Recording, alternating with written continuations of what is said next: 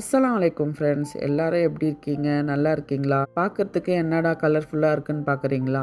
இதுவும் கிட்ஸ்க்கு பிடிச்ச மாதிரி தான் இந்த டிஷ் பண்ணியிருக்கேன். மோஸ்ட்லி பசங்க வந்து வெஜிடபிள்ஸ் எல்லாம் எடுத்து தட்டில் தனியாக எடுத்து வச்சுருவாங்க, இல்லைனா சாப்பிட மாட்டாங்க. நீங்களும் இதே மாதிரி வீட்டில் ட்ரை பண்ணி பாருங்கள். பசங்களுக்கு ரொம்ப பிடிக்கும். டிஃபன் பாக்ஸ் காலியாக தான் வரும். எப்படி செய்யுதுன்னு பார்க்கலாமா? மிக்ஸி ஜாரில் ஹாஃப் பீட்ரூட், ஹாஃப் கேரட், ஒரு தக்காளி, 2 பச்சை மிளகா எல்லாத்தையும் போட்டு நான் அரைச்சிக்கிட்டேன்.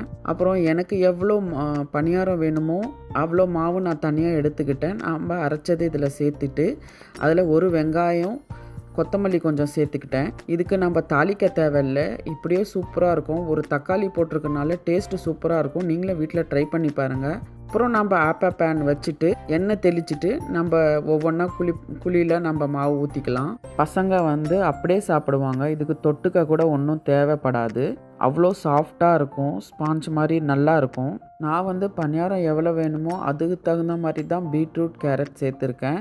நீங்கள் நிறையா பணியாரம் செய்கிறதா இருந்தால் நீங்கள் ஒரு பீட்ரூட், ஒரு கேரட் குவான்டிட்டி சேர்த்திக்கோங்க. நீங்களும் இதே மெத்தடில் செஞ்சீங்கன்னா டேஸ்ட்டு சூப்பராக இருக்கும். பசங்க ரொம்ப விரும்பி சாப்பிடுவாங்க. இந்த வீடியோ உங்களுக்கு பிடிச்சிருந்தா மறக்காமல் சப்ஸ்கிரைப் பண்ணுங்கள், ஷேர் பண்ணுங்கள். ஓகே ஃப்ரெண்ட்ஸ், பாய். அடுத்த வீடியோவில் பார்க்கலாம். பாய்.